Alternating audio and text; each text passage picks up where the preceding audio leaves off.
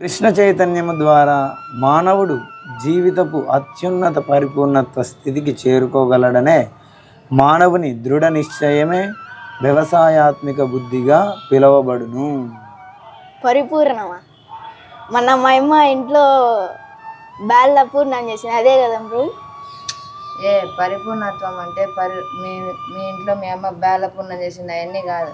ఉండు ప్రభు చెప్తాను. ప్రభు మీరు చెప్పండి ప్రభు. పరిపూర్ణత్వ స్థితి ఏంటంటే శ్రీ చైతన్య మహాప్రభు చెప్తారు, నధనం న జనం న సుందరిం కవితాం వా జగదీశ కామయి మమ జన్మని జన్మనీశ్వరే భవతాత్ భక్తి రహైతుకి త్వయి.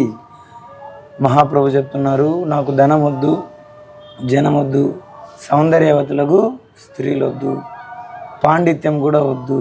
నాకు కావాల్సింది ఒకటేంటి, మీ యొక్క సేవ. జన్మ జన్మలకి మీ యొక్క సేవ ఒకటే నాకు కావాలి.